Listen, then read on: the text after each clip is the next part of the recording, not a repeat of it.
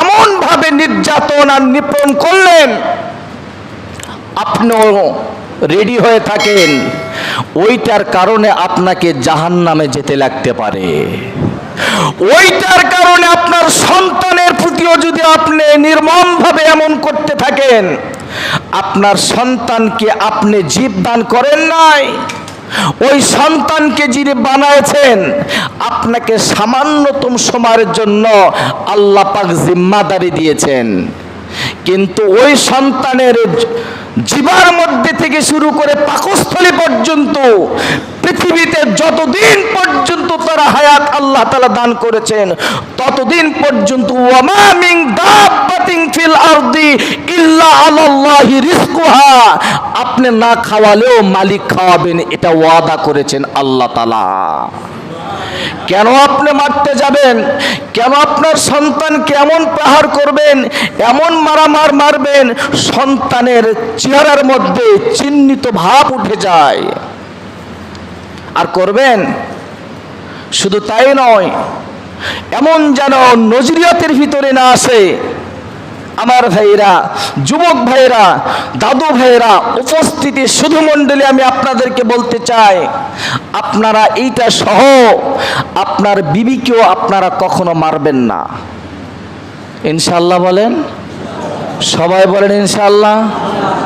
ছোট ছোট যুবক ভাইরা করছে, হুজুর আমরা তো বিয়াই করিনি।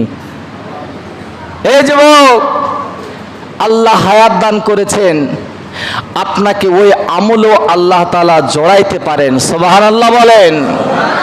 আর ওই ঠিকানা পর্যন্ত যদি যেতে আপনার অমঙ্গল হয়, মাথায় রাখেন কথাটা, ওই ঠিকানা পর্যন্ত যেতে যদি এই যুবকের সমস্যা হয়, তাহলে গন্তব্যস্থানে যাওয়ার পূর্ব মুহূর্তে ওই ছেলের বাড়িতে আজরাইল পাঠায় দিবে। কথা কি বুঝাইতে পারলাম? ওই পর্যন্ত গেলে যুবকের ক্ষতি হবে, সমস্যা হবে, প্রবলেম হতে পারে। যদি মালিক মনে করেন, তাহলে যুবককে আর এই দুনিয়ায় রাখবেন না।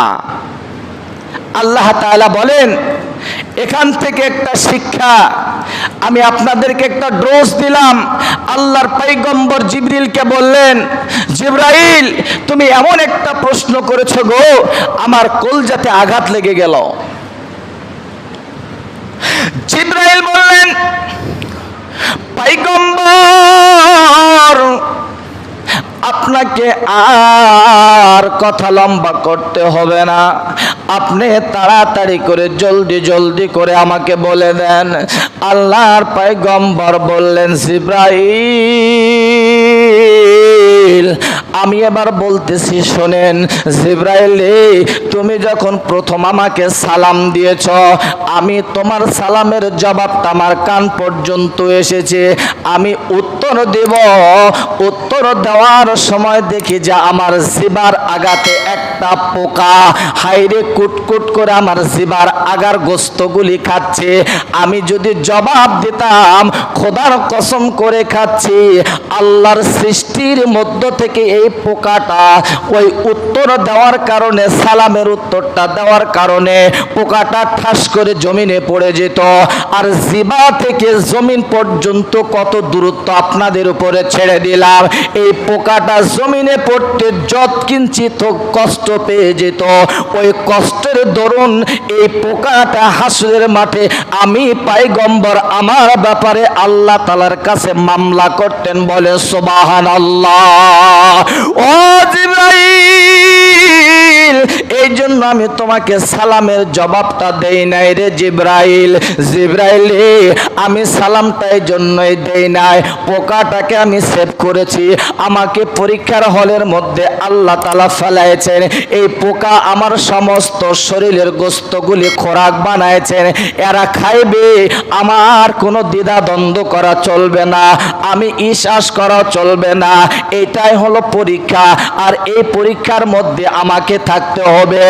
আল্লাহর পয়গম্বর যখন বললেন জিবরাইল আমি এই জন্যই ভাই আপনাকে সালাম দেই নাই, এ কথা বলার পরে আল্লাহর জিবরাইল আল্লাহ পাক রব্বুল আলামিনের ফেরেশতা মুহূর্তের ভিতরে পয়গম্বরের কথা শুনে চোখের পানি ছেড়ে দিয়ে দরদর করে কান্নার রুল ফেলে দিলেন। বলে সুবহানাল্লাহ। এত বড় কথা, একটা পোকার জন্য আপনি আমাকে সালামের জবাব দিলেন না। যুবক ভাইরা, তাহলে একটা পোকাকে কষ্ট দিলেন না আল্লাহর পয়গম্বর, আর আমার দ্বারাই আল্লাহর মাখলুক তো কষ্ট পাচ্ছেই, আমার দ্বারা আল্লাহর জীবগুলি তো কষ্ট পাচ্ছেই, অবলা জীবগুলি তো আমরা প্রতিনিয়ত কষ্ট দিচ্ছি। এখান থেকে আল্লাহ তাআলার কাছে পানা চাই, আল্লাহ আপনার 18,000 মাখলুকাত বানাইছেন আমার জন্য, আমাদের জন্য, আর আমাকে বানাইছেন আল্লাহ আপনার জন্য। আজকের পর থেকে আমি ওয়াদাবদ্ধ হলাম, আজকের পর থেকে আমি অঙ্গীকারবদ্ধ হলাম, আজকের পর থেকে আমি নিয়ত করলাম, আজকের পর থেকে আমি ইরাদা করলাম, আল্লাহ তোমার 18,000 মাখলুকাতের সাথে আমার সম্মানী যেটা আচরণ সেই আচরণ করব। সকলে বলেন ইনশাআল্লাহ। সম্মানিত উপস্থিতি, দয়া দেখাতে হবে। কি দেখাবেন? দয়া। কেমন দয়া? ওয়াজিব হয়েছে জবাই করার জন্য, আপনার উপরে ওয়াজিব একজনকে জবাই করার জন্য। ইসলামের দুশমন, শত্রু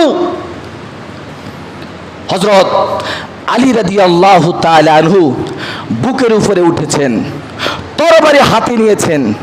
আমি ইমাম সাহেব, আমাকে যদি গরু জবাইয়ের জন্য অস্ত্র দেন, আমাকে সেই রকম প্রস্তুতি নিতে হবে, গরুটাকে একবারে 4টা না হলো 3টা রগ পরিপূর্ণ কাটার জন্য আমাকে সেখানে শক্তি প্রয়োগ করতে হবে কি না?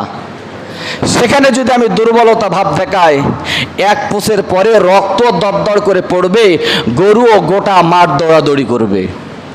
এরকম নজির আছে না? আমার নজির আছে। একটা মোষ জবাই করতে গেছিলাম, এই মোষ জবাই করা দেখে 4-5 জন যারা ধরেছিল, রক্ত দেখে ওরা হতভম্ব হয়ে গেছে। এই ওরা মোষ ছাড়েতে দৌড়। আচ্ছা, আমি ইমাম সাহেব একাই কি করব মোষটারে? আমার জায়গাতে আমি রয়ে গেলাম, এখন রক্ত পড়তেছে, মোষ গোটা পাড়া দৌড়াদৌড়ি করতেছে। আসলে এটা নয়, প্রস্তুতি নিতে হবে। তো ওই মুহূর্তের ভিতরে হযরত আলী রাদিয়াল্লাহু তাআলা এমন ভাবে প্রস্তুতি নিলেন যে দুশমনকে জবাই করবেন, অর্ডার হয়েছে।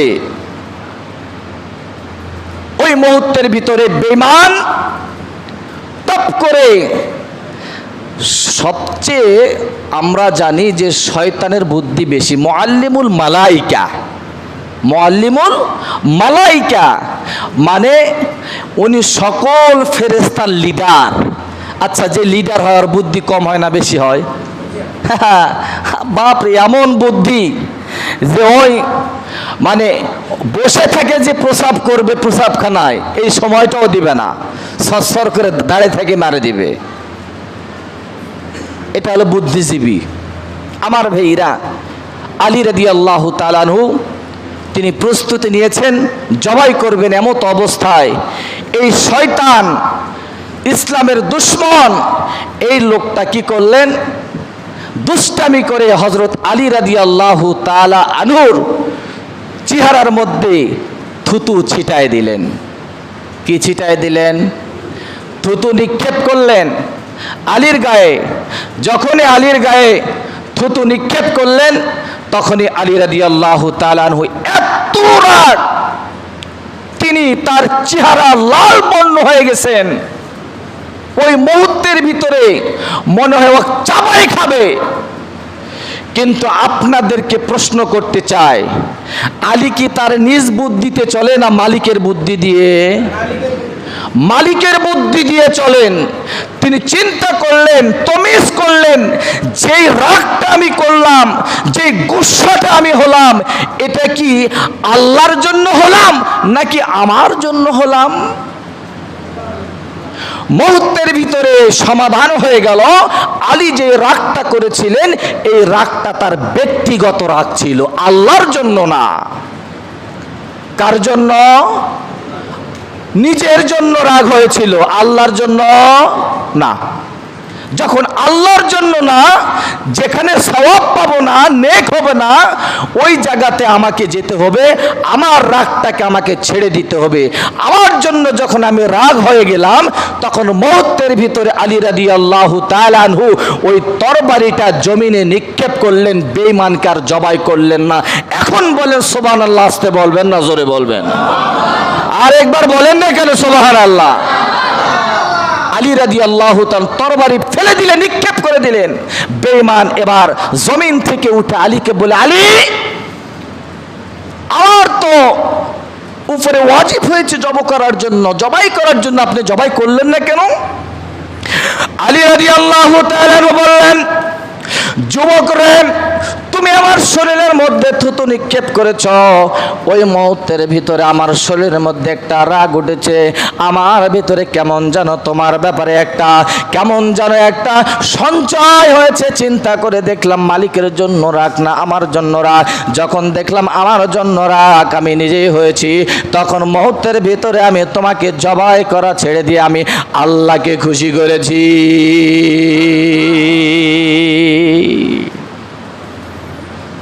রাগ যখন দমিয়ে গেল, আবার তিনি ওই কাজে জুড়ে গেলেন।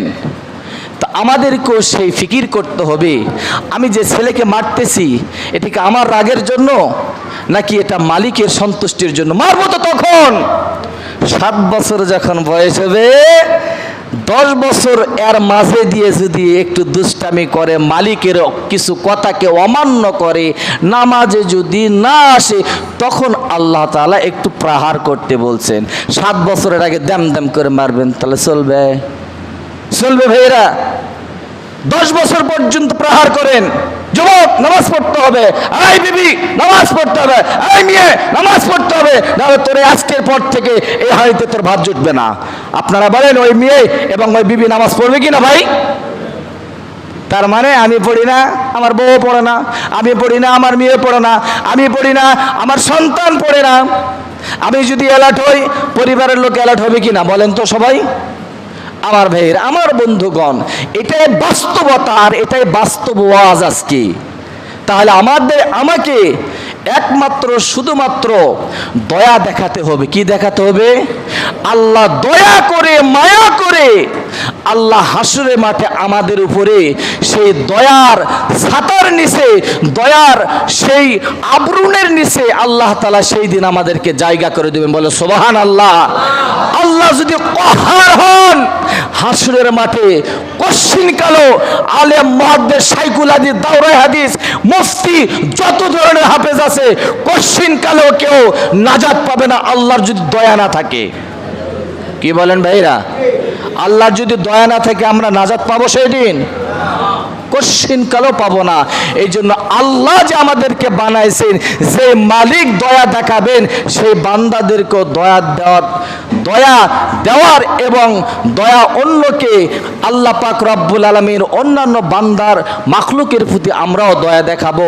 সেই সুবাদে আল্লাহ তাআলা আমাদের নাজাতের ফয়সালা করে দিন, বলেন আমিন।